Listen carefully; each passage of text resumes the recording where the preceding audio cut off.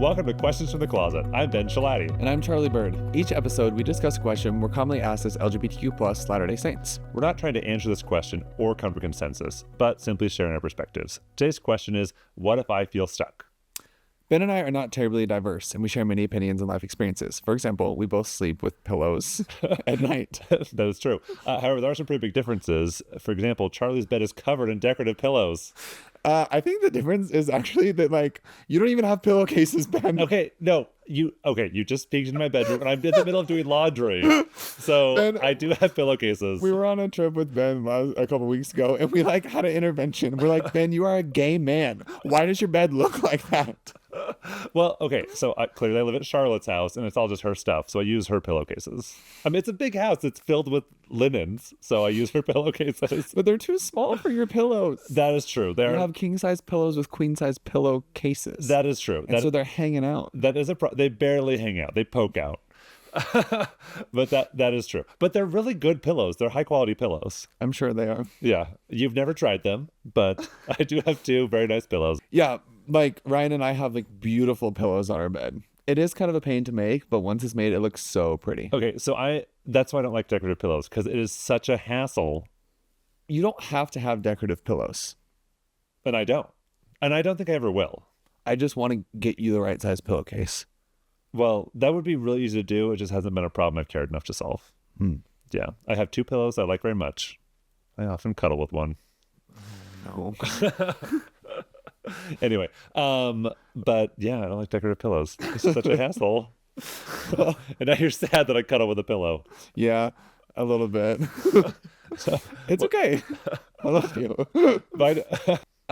So we usually like to provide a variety of voices and perspectives, but today Kate is going to join us again. We just filmed an episode. This is probably going to release it next week. But we were about to do this other one, and I was like, Kate, do you want to stay for this next one too? And he said yes. So because it was just going to be you and me, but Kate's here. So yeah, me. So Kate, for people who didn't listen last week, just give us a quick rundown of who you are. Perfect. Or we could have Charlie do it, see if he remembers. Oh yeah. Pop quiz. Cade is a BYU student. He's queer, trying to figure out if he's gay or bi. I don't want to make light of that. That would be really hard. You're right. You're doing a master's in social work. You're from Spanish Fork, Utah. He's not related to Kenneth Cope. He's not related to Kenneth Cope. True. And I did clock you as Spanish Fork because of your accent, actually. Oh, really? Before you said it, I was like, he's from Spanish Fork. I'm just kidding. Well, I'm kidding. People from Spanish Fork talk a certain way. How would you describe it? I don't know. Okay. Like Spanish Fork. Do you know what I'm talking about? I don't. I do. Okay. Cool. I don't know. I've had conversations with other people about it. I hope it sounds good. No, it's wonderful. Cool. I mean, we're having you on a podcast again, so we like your voice. Good. Okay. Cool. And I did want to say that my ancestors founded Spanish Fork. Really? Yeah. No way. I feel like I owe them something. Yeah, you know the big Icelandic festival they have every year there? Yeah, I go to that because it's like my ancestors. No way. Yeah, really. Okay, that's cool. Yeah. Never been to the festival, but probably should someday. I had this other friend that was on the dunk team with me, and he was also Icelandic, and we were like, yes, we are Vikings, and we're gonna go to this, and it's gonna be so cool. And we show up, and we're like ready to connect with our heritage and like ride Icelandic horses. And it was like 8 women in a Relief Society room, like knitting, talking about their grandmas, and we were like, oh. But that was separate from the festival. That was like the genealogy night, it turns out. We're like, we got the wrong date. But how did the knitting go? We left. Okay. Yeah, we left. Oh, sorry I let you down. No, it's okay. So that's Spanish Fork. There you go. Yeah. Today we're going to talk about something that we actually get this question a lot in a lot of different ways. And essentially it's like, what do I do if I feel stuck? Like, I don't know what to do. I feel like I don't have options, and I feel stagnant and stuck where I'm at, and it feels unbearable. So I think for this podcast, we're going to talk about that and share times when we were stuck and what we did to get out of it. Mm-hmm. Yeah. Who wants to go first? Do you have a doctrinal framework? Do I have a doctrinal framework for like how to progress? Yeah. Yeah, I didn't think about this beforehand. Well, we'll pull back to it at the end. How's that? Okay, great. Ben, when's the time that you felt stuck? So I think the most stuck I've felt, and this is a story I've shared probably too many times on the podcast, was I had been in a situationship with Jordan. It's when you're in Peru. Yeah, I went to Peru, clearly. And We need a new time. and that was in the middle of me living in Tucson. No! Yeah, but I just really felt like there was no place in the church for me. Like I just really felt like there was nowhere for me to fit in. And I remember like very specifically like deciding that I was done with church. Like I made a choice. I talked to my parents about it, and I didn't want to be part of the church anymore. It was causing me pain, and I wasn't going to do it anymore. So I decided to leave. But I kept praying and reading the scriptures, and as I've shared before, I came across the verse where Jesus is in Gethsemane and he prays, and he says this prayer 3 times where he asks God to like for another way out. He says, "But nevertheless, not my will, but thine be done." And I prayed and I said, "God, what do you want me to do? Like whatever you want me to do, I'll do it." And I just really felt the strong prompting to move forward within the teachings of the Church of Jesus Christ of Latter-day Saints. And then, but like, I didn't know how to do that. Like I was miserable. Like I was absolutely miserable. I remember the long drive back to Tucson from Washington where I'd had this experience, just like having hours and hours alone, just like thinking about like, well, what is going to change about my life? What is going to be different? And for me, one of those big changes was to stop hiding, just like to tell the reality of my life when it came up organically.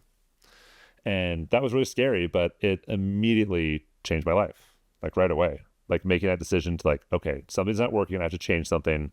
What is that going to be? And just being open changed everything for me. What was keeping you in hiding? Just fear of what people would think of me. Mm-hmm. And I think there was also this fear of like, if I tell more people, then I like can't untell them. Mm-hmm. And there was definitely a part of me that wanted like the quote unquote normal life. Like I still like wanted to like find a woman to marry, and I wanted all that to work out, and I like wanted to just like have the white picket fence, like the normal life that I thought I was going to have when I was a kid, like a more traditional life. And so by telling people like that life is over, I'm giving up on that, and also are people going to judge me? Why was it so important to you what other people thought? Because I'm a human being, I guess. So. What about that kept you stuck? Like, what did those thoughts look like? Will I lose my friends? Will people reject me? Will they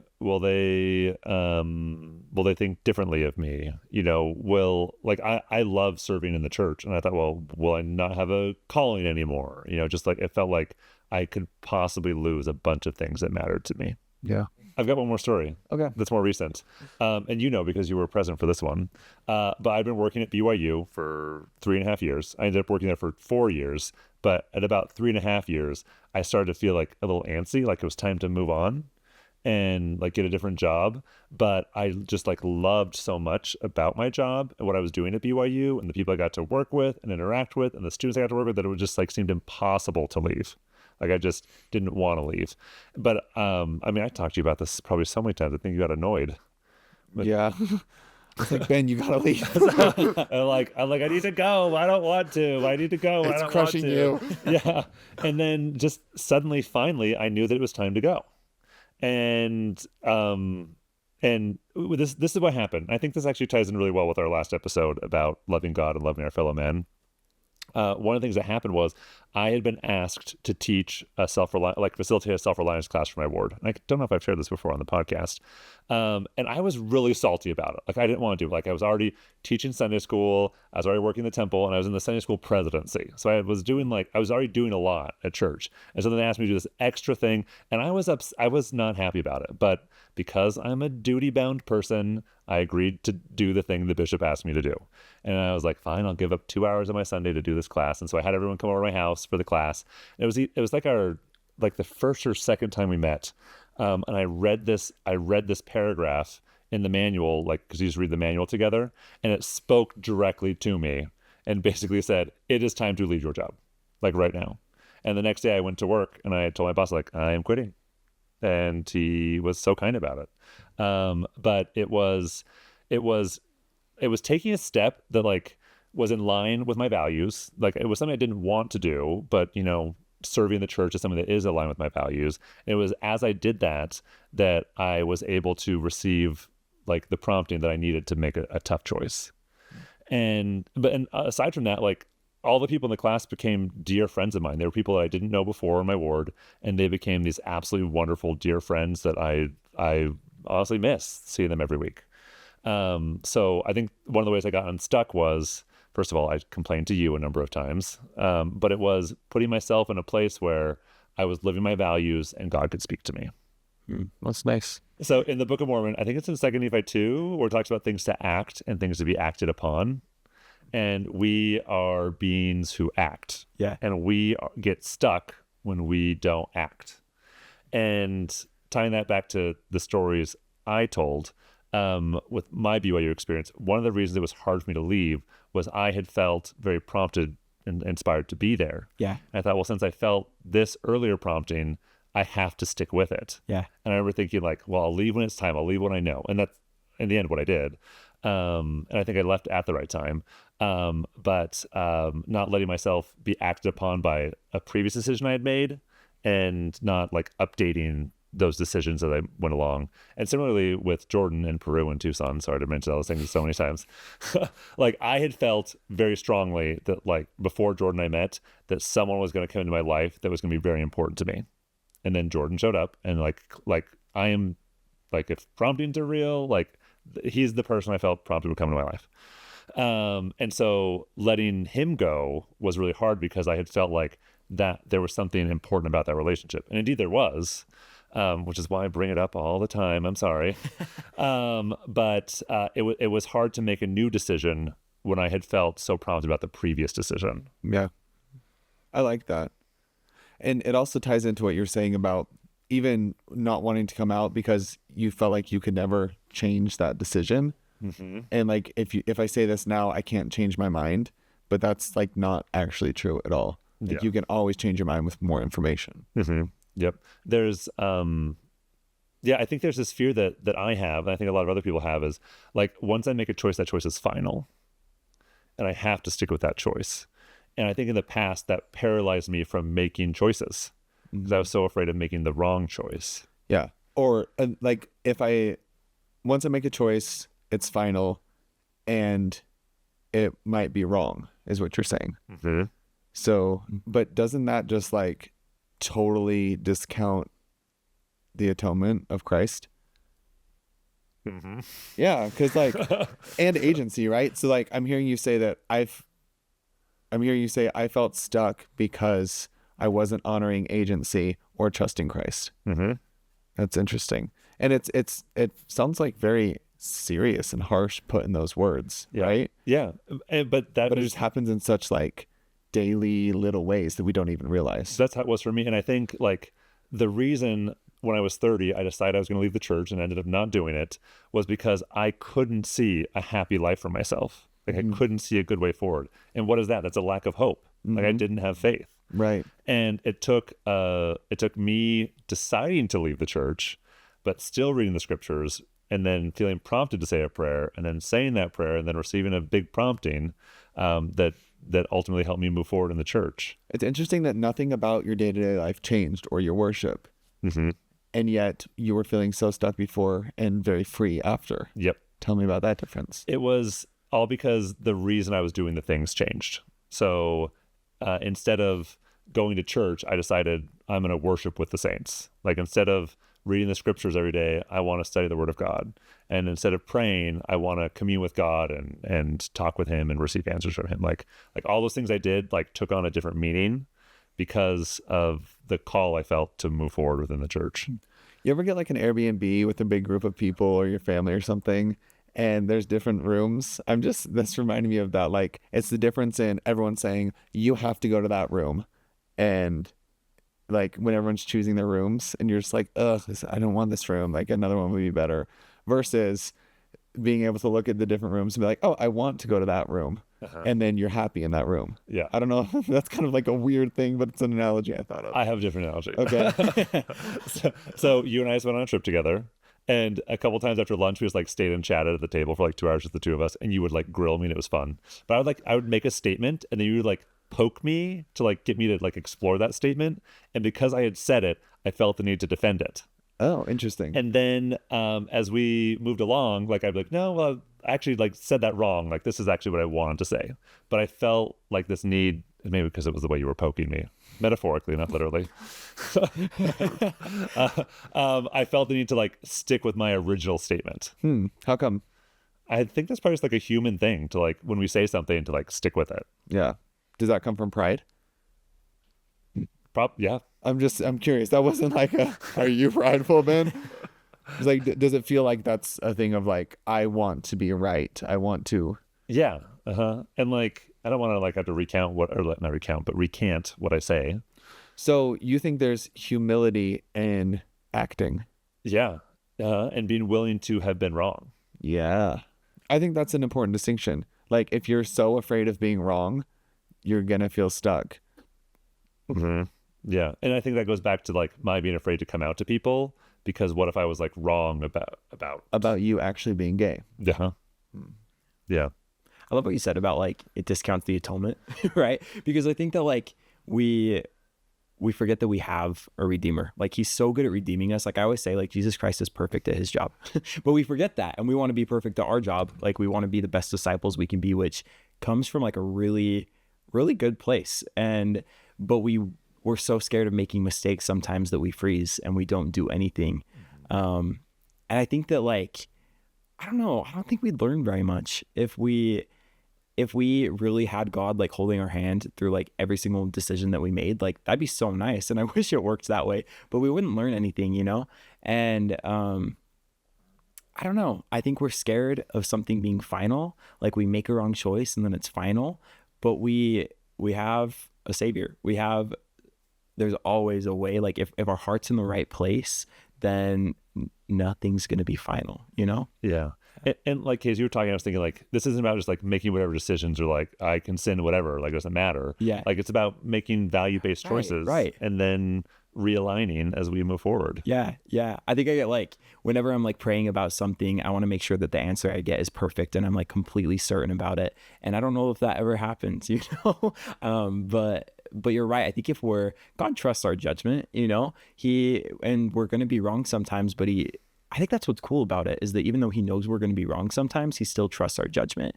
And I mean, that's more than I can do sometimes. Well, that's literally why we came here, right? Yeah. We were excited to come to Earth and mess up for the sake of progression, right? That's the difference between the plan of salvation and the like opposing plan. Yeah. Like we could have been right and been sure, but there wouldn't have been progress there. Yeah. And the glory wouldn't have been to God. Like we wouldn't have needed a savior.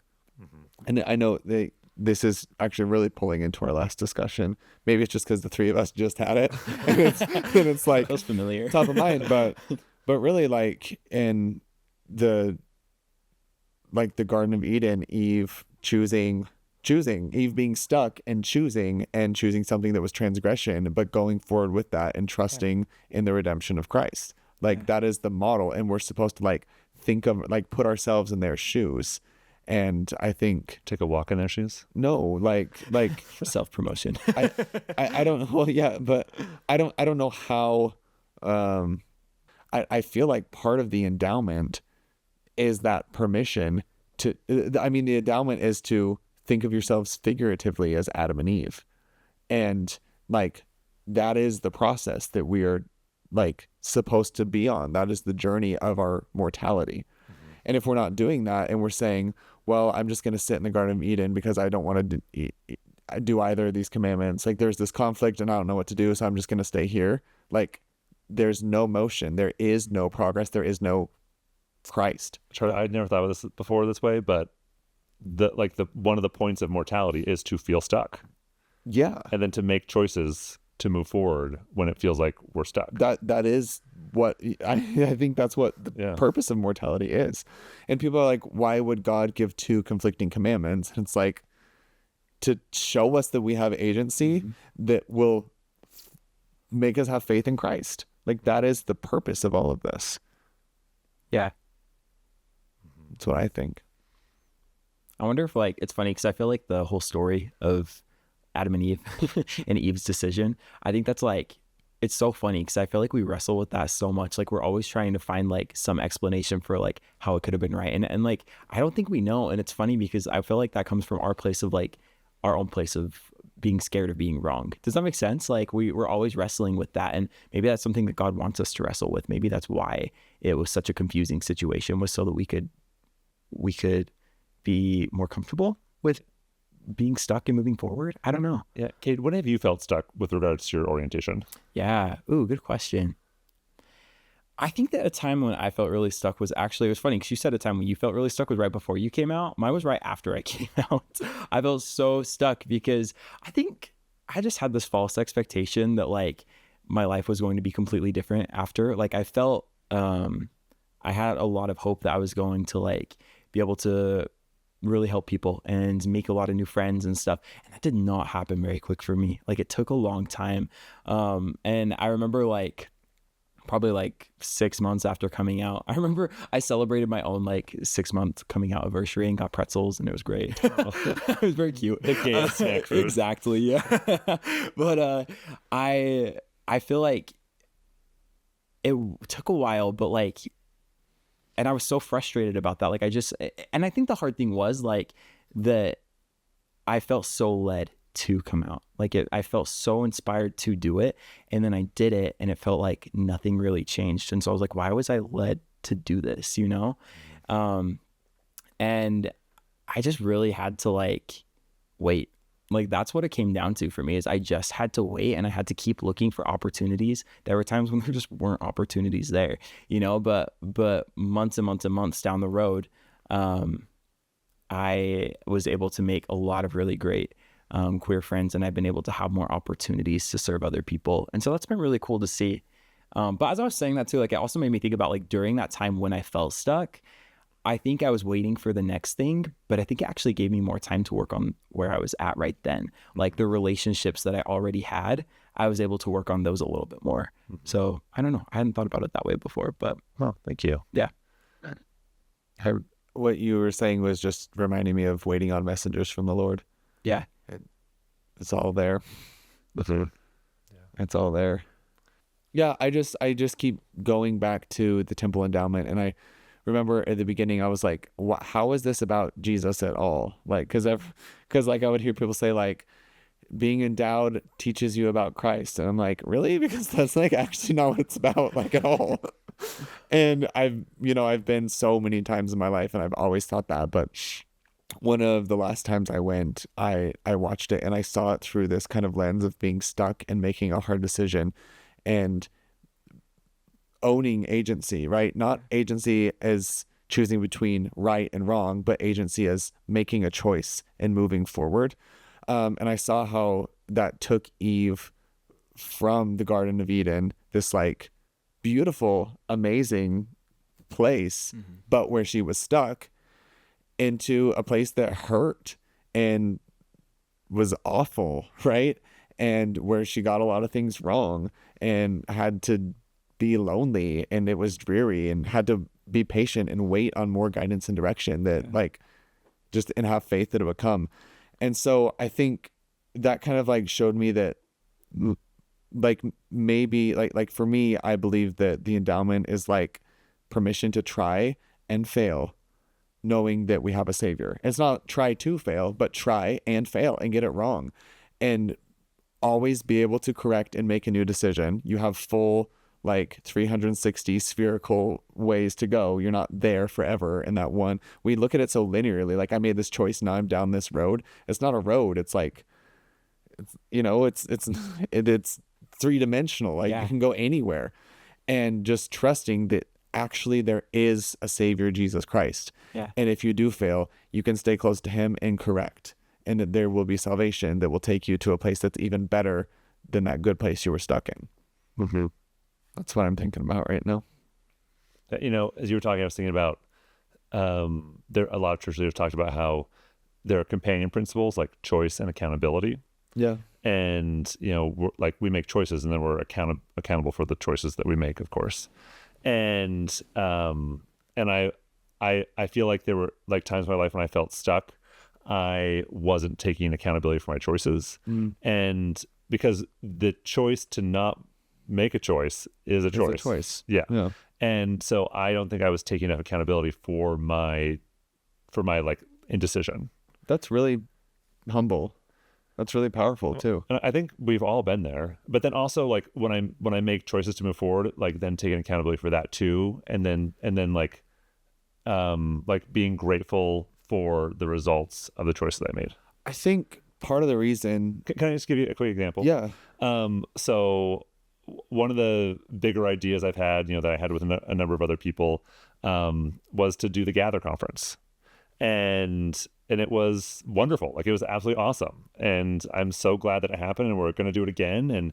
And I had a gathering at my house just on Sunday, and I was talking to some YSAs that were over my house, and they were all chatting like they were good friends. I was like, "Oh, how do you guys know each other?" They're like, "Oh, we met at the Gather conference." And I was like, "Oh, you guys met at the Gather conference? Like it worked. Like people made friendships there." That's where I met the people I came with. Yeah. And then like when I prayed that, I was like, "God, thank you for helping me do a good thing. Like I did something good." And like give myself a little like thank you for helping me like do a good thing, and like taking accountability for a choice that I and other people made to put on this conference that was a lot of work but was so You took on the good accountability. Yeah. Like you were afraid to make a choice, but then the accountability, because it might not have worked out and you would have had to take on that bad accountability. Mm-hmm. But it turns out you actually made a choice and the accountability felt good. Yeah. Mm-hmm. And I think it's like being aware of the results of the choices we're making. Yeah. I think sometimes it's easy to not want to make a choice because you will have to be accountable if you're wrong. Mm-hmm. It's always if. Like it's always if I'm wrong. It's always fear-based. It always roots itself in an anxiety of some sort, which I don't think is the fruit of God. Yeah. But I mean, I think when you make a choice, every time I've ever had to make a hard choice, like it does come with consequences, right? Moving where you are, what you're thinking, like your status and there's consequences. There are results from that choice. But every time I've ever done that, I've never not been okay with the consequences or happy with them. I've never not felt at peace. Like the consequences of action are never as bad as the dread of inaction. Yeah. I also think that like when we're stuck, that's like a chance for us to be creative, Like I think that when we feel like we're not moving, we're not progressing, we're frustrated where we're at, like that's a chance for us to really think outside the box and grow as a person. Like I don't know what like made you decide to host the Gather conference and everything, but that was something that had never been done before, and it was this creative idea that you had, and it came, I'm assuming, probably from a place of seeing something that felt stuck, felt like it wasn't moving, and wanting to get something moving there. Can I share my experience of being stuck? Yeah. That's actually a perfect lead in. I was thinking about when I was living in New York. I had been there about a year and a half, and I was dating. I was going to church, and it wasn't like it was weird because on the one hand, like I really liked what I was doing professionally. I was traveling a lot. I was having a bunch of experiences. Yeah. Dating, I was learning a lot, but I was stuck in that I felt like there wasn't someone or something for me. Yeah. And I just felt really stuck between these intense one or the others. And it happened all the time. Like I remember like even this now infamous conversation between me and Ben, where I told him that I'd been on dates and I was kind of dating someone, and Ben's response was, "Oh, what's it been like leaving the church?" And I was like, My bad. well, right. But I think it just shows like the environment at that time really was like, you're this or you're that, you're in or you're out. And dating was really hard because I was going on dates with like really former members of the church, and they, like, many of them were really antagonistic and so upset that I still went to church and that I was like keeping the boundaries that felt right to me. Yeah. And I was just getting like roasted by someone who I'm like, no, I don't want to go on another date with you. Like, you were awful to me. And then I would date non-members and they would be like way better. Yeah. But also not understand my religious side. Yeah. And in the meantime, it it was just a mess. And I was like, I am so alone in this. Like, is there nobody else? And then I met someone in my ward actually, who, and both of us were just like, what are we supposed to do? Like, we want to be in relationships. We feel like that's right for us, but we want to keep going to church, and nobody wants to do that.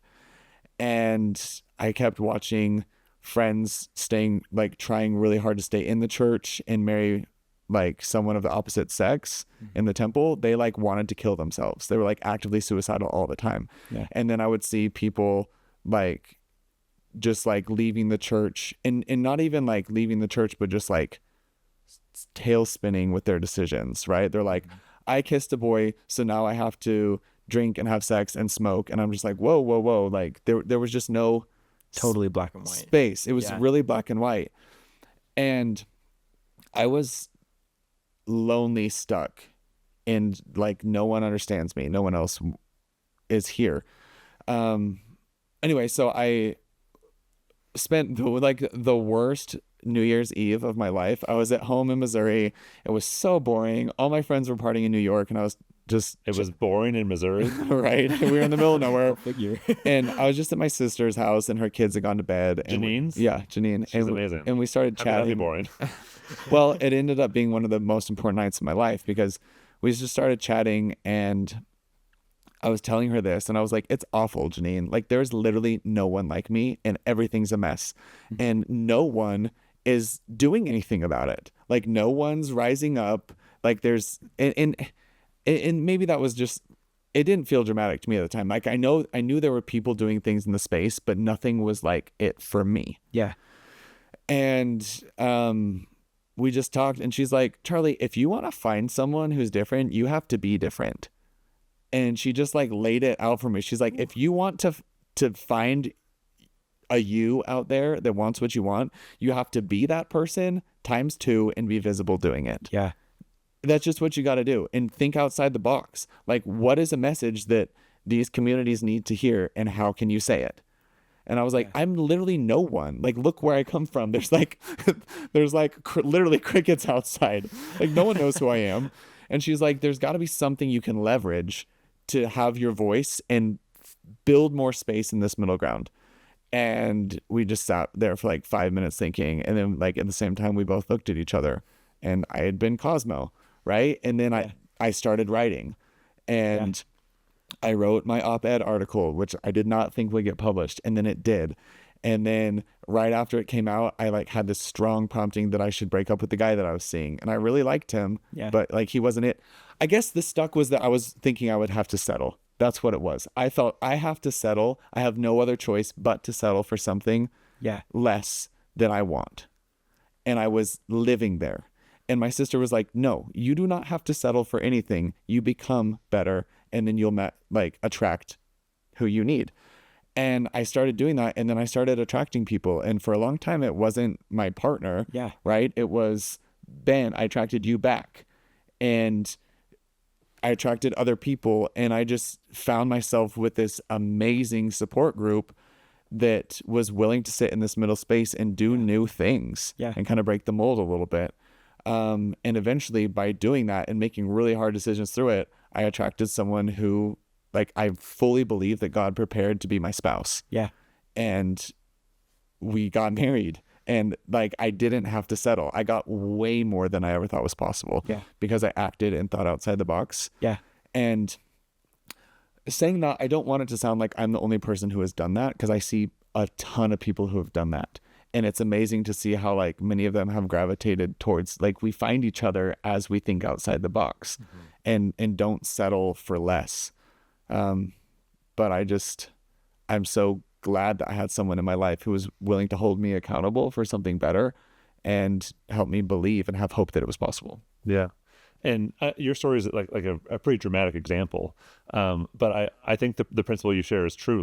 Like if we're feeling stuck, and in this case, like also like alone, like there's no one that's going to like fit with me, then we just have to like be unapologetically what feels right to us and live our values. And then those people will come into our life.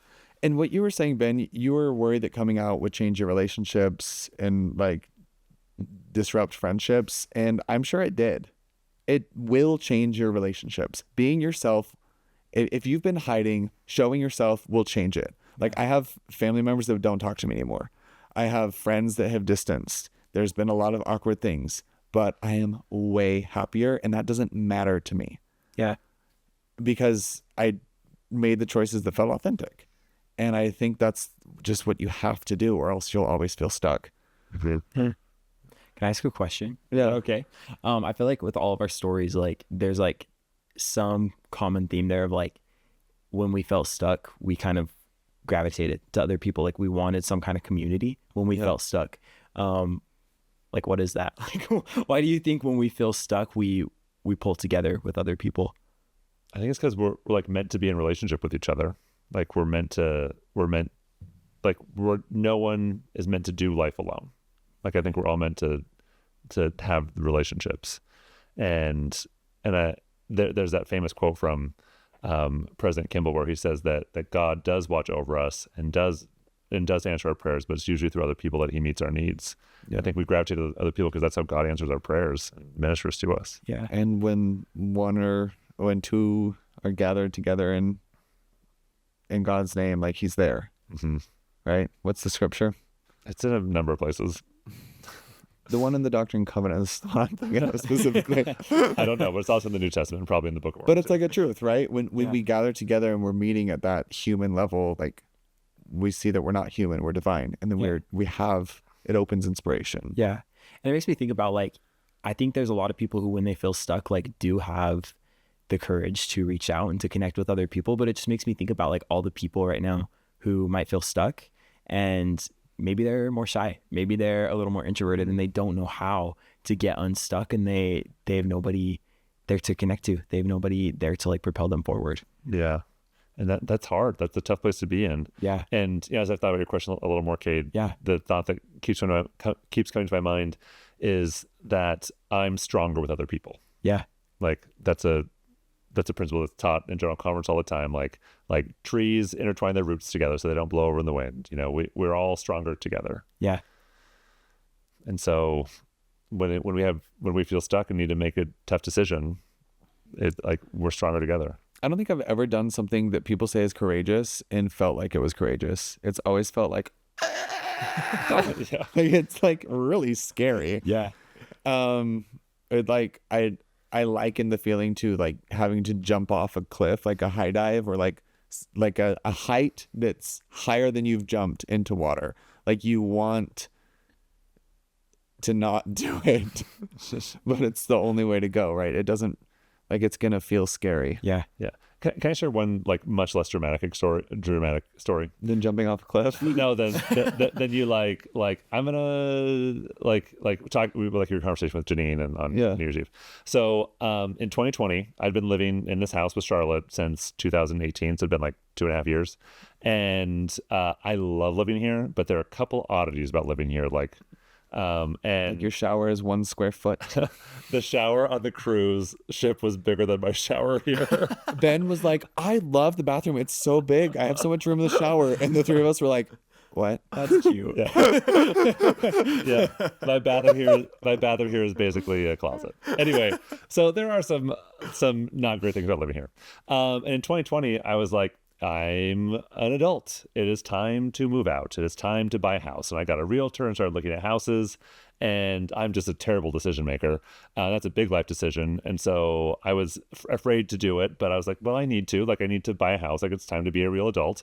And I was going to take a few months off of looking. And then the realtor said this to me. He said, Ben, the bus is leaving the station. If you don't buy a house now, you're never going to be able to afford one.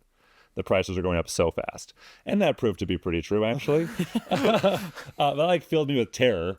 So I was like, no, I've got to do it. I'm going to buy a house. And I remember telling Charlotte, I was like, Charlotte, I'm going to go look at a house today. And she got so sad. Oh. And her daughter was here. And she was like, Ben, we don't want you to move. We hope you stay.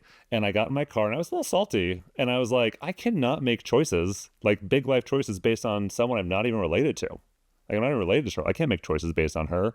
And so I went to go tour the house. And I got home that night, kept thinking about that, like them just like wanting me to stay. And then I prayed about it. And I was like, what am I supposed to do? And I just like really felt that well, I'm not obligated to make choices based on Charlotte, that God wanted us to stay together and want us to be here together. And so even though I'd felt stuck, like the place I have continued living has been the same. Like the choice was keep doing the thing I'm already doing. Yeah. But I now had direction to make the choice I was already making, which was to stay. And that was because I felt like there was some bigger purpose in us staying here together. And now I 100% I know that was the right choice, even though once again, I'll never be able to afford a house, but You tested the waters. yeah. And so I think it even if we're not changing the thing we're doing, we have to own that choice. Yes. Yeah. Absolutely. I will say that there are times I have tested the waters or moved forward and it's been wrong. And I've gotten really embarrassed or felt stupid, or I've been like, oh my gosh, this is wrong. And I have to fix it and move a different direction. And it does feel bad. So I have empathy for that. And the reason it can be hard to move forward and make choices and use our agencies is because sometimes Right. Because it doesn't work. It doesn't go great. Right. And I feel like those times are usually the times when I wasn't as connected, or it wasn't seeking direction.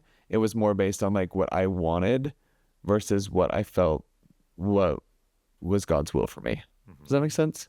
Yeah. And I think on top of that, there's times when I think people make a decision really feeling like it is what God wanted them to do. I know I've had times like this where I feel like God wanted me to do something, so I went forward with it, and then later on I look back and I'm like, well, that didn't work out, and so I feel crazy. Afterward I'm like, darn, what was I thinking there? And I don't know what the answer is to that, but I think that happens, and I think that's okay. Again, I think God trusts us, so even if we do feel okay about it, maybe what we feel okay about is that God wants us to explore and wants us to I've never not learned when I've done something. There's always some piece of information that I acquire that helps inform my future decisions. Yeah. So, and sometimes it's just embarrassing. Yeah. And you learn to avoid that. Yeah. And the truth is God trusts us a lot. He gave us a savior because he knew we were going to make mistakes, and making choices and use our agency is the way that we're going to grow. And if we're when I felt stuck, it was always a choice, usually combined with friendship or family, that helped me to move forward. Yeah. And isolation plus fear keeps you stuck. Mm-hmm. Yeah. So go forward with faith, people. And then you won't be stuck until the next time you're stuck, and then you got to do it all again. Thank you for joining us today. If you have enjoyed this or other episodes, please consider leaving a review, following us on Instagram, Facebook, or YouTube at Questions from the Closet, or sharing this podcast with someone you love. And as always, please remember that we do not represent the Church of Jesus Christ of Latter-day Saints or Brigham Young University. We're not trying to be prescriptive or tell anyone what to think or what to do. You heard 3 perspectives, and there are many, many more. We encourage you to listen to other voices and hear a wide variety of experiences. If you would like to submit a question or share a comment about today's episode, you can email us at questionsfromthecloset@gmail.com. Until next time.